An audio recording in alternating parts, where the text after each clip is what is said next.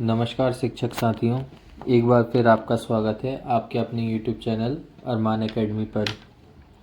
जैसा कि आप लोग स्क्रीन पर देख रहे हैं, मध्य प्रदेश अतिथि शिक्षक के संबंध में एक नई खबर और बल्कि यूँ कहें कि एक बड़ी खबर निकलकर सामने आ रही है, जिसमें 4th काउंसलिंग के अपडेट से संबंधित बात कही गई है।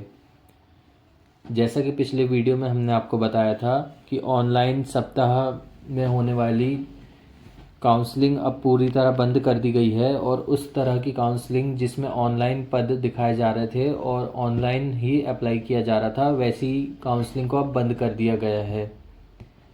लेकिन एक नई अपडेट निकलकर सामने आ रही है, जिसमें बचे हुए रिक्त पदों के विरुद्ध अतिथि शिक्षकों को दोबारा से नियुक्ति देने की व्यवस्था की गई है। ये व्यवस्था क्या है और किस तरीके से पदों को हम देख सकते हैं अथवा नहीं देख सकते हैं, या साथ ही साथ कैसे अप्लाई करना है, ये सारी चीज़ें हम इस वीडियो में जानेंगे। तो चलिए साथियों, बिना देर किए सीधा चलते हैं स्क्रीन पर। तो जैसा कि आप स्क्रीन पर देख सकते हैं साथियों, डीपीआई का यह आदेश 9 तारीख को जारी किया गया है, जिसमें बचे हुए रिक्त पदों के विरुद्ध अतिथि शिक्षकों को भरे जाने के संबंध में जानकारी दी गई है। आप यहाँ पर देख सकते हैं, निम्न बताए गए नियमों के अनुसार बचे हुए पदों पर अतिथि शिक्षकों की भर्ती की जानी है। आइए जानते हैं क्या है नियम। अतिथि शिक्षक आमंत्रण हेतु जीएफएमएस पोर्टल पर शाला प्रभारी के लॉगिन पर विकास खंड पैनल की मेरिट सूची उपलब्ध है। विद्यालयों में रिक्त पद के विरुद्ध अतिथि शिक्षक की आवश्यकता होने पर नियमानुसार कार्रवाई की जाए। विद्यालय में किसी आवेदक के द्वारा यदि विगत सत्र में रिक्त पद के विरुद्ध अतिथि शिक्षक के रूप में कार्य किया गया है तथा आवेदक का नाम विकास खंड की पैनल सूची में है तथा उस विषय पर पद रिक्त होने पर उस आवेदक को प्राथमिकता के आधार पर उसी विद्यालय में आमंत्रण किया जा सकता है। इसके अतिरिक्त शाला प्रभारी द्वारा उनके विकास खंड के पैनल की मेरिट सूची में उपलब्ध आवेदकों के दिए गए दूरभाष नंबर पर संपर्क कर आवेदकों को मेरिट सूची क्रम में आमंत्रित किया जाएगा। मेरिट क्रम में आवेदक द्वारा दी गई सहमति असहमति की प्रविष्टि जीएफएमएस पोर्टल पर पैनल सूची में नाम दर्ज करते समय कारण सहित की जाएगी। जिस आवेदक को विद्यालय में अतिथि शिक्षक के रूप में शिक्षण कार्य हेतु आमंत्रित किया गया है, संबंधित को जिस दिनांक को विद्यालय में ज्वाइन कराया गया है, उसी जीएफएमएस पोर्टल पर ज्वाइनिंग की प्रविष्टि उसी दिन की जाए। ज्वाइनिंग प्रविष्टि दिनांक के आधार पर ही मानदेय का भुगतान होगा। इस तरह आप ये पैरा 1.2 वाला पॉइंट भी पढ़ सकते हैं। हम इसके आगे चलते हैं, ये उतना महत्वपूर्ण नहीं है। दूसरा पॉइंट है, संकुल प्राचार्य एवं शाला प्रभारी द्वारा जीएफएमएस पोर्टल पर दर्ज रिक्तियों को राज्य स्तर से प्रतिदिन अप्रूव किया जाएगा। शाला प्रभारी स्वीकृत पदों पर अतिथि शिक्षकों को आमंत्रित करेंगे। शाला प्रभारी मेरिट क्रम में आमंत्रित किए गए आवेदकों का स्कोर कार्ड में दर्ज दस्तावेजों का परीक्षण कर दस्तावेज एवं स्कोर कार्ड में दर्ज जानकारी में भिन्नता पाए जाने पर आवेदक की अतिथि शिक्षक हेतु पात्रता निरस्त की जाए। शाला प्रभारी हेतु जीएफएमएस पोर्टल पर की जाने वाली कार्यवाही हेतु हेल्प मैनुअल पत्र के साथ संलग्न है, जिसके अनुसार पोर्टल पर कार्रवाई करें।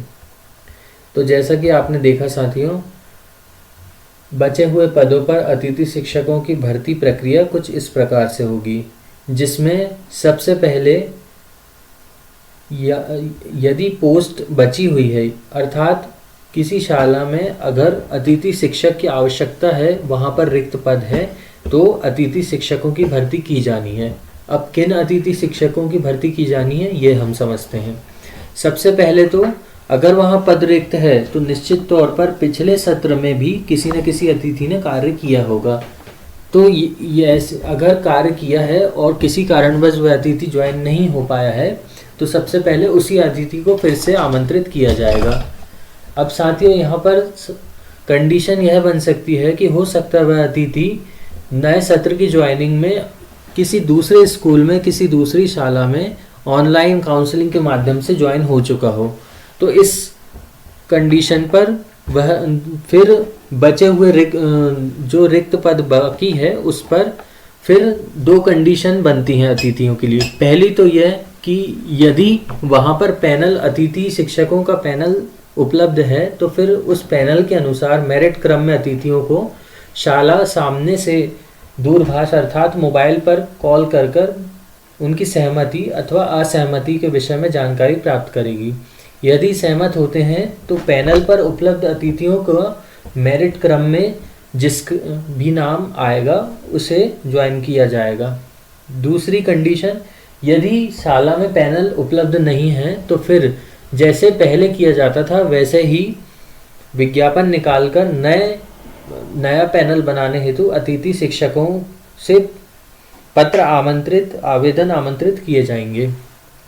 अब इस स्थिति में ऐसे आवेदक जिन्हें इस प्रकार की जानकारी नहीं है कि उनका पैनल में नाम है अथवा नहीं है, अथवा वह जानना चाहते हैं कि पद कहाँ पर खाली हैं, तो वे क्या कर सकते हैं।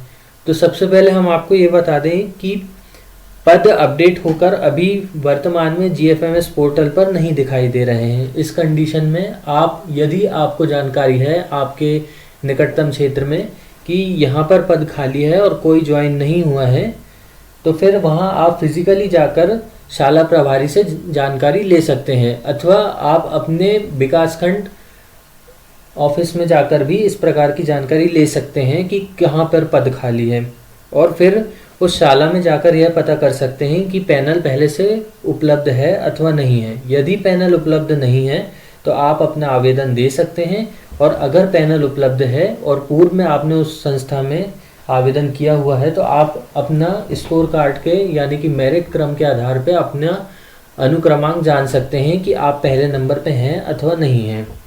तो इस प्रकार आप ज्वाइनिंग कर सकते हैं साथियों, और बचे हुए पदों पर ज्वाइनिंग लेने की पूर्ण प्रक्रिया इस प्रकार से की जानी है। आगे जो भी अपडेट निकल कर आएगी हम आपके साथ जल्द ही शेयर करेंगे साथियों। इस प्रकार की जानकारी के लिए हमारे चैनल से जुड़िए तथा हमारे चैनल को सब्सक्राइब करिए। और यदि आपको इस विषय में किसी भी प्रकार का कोई प्रश्न है तो आप हमसे सीधा हमारे इंस्टाग्राम अकाउंट अरमान एकेडमी पर मैसेज के द्वारा पूछ सकते हैं। धन्यवाद।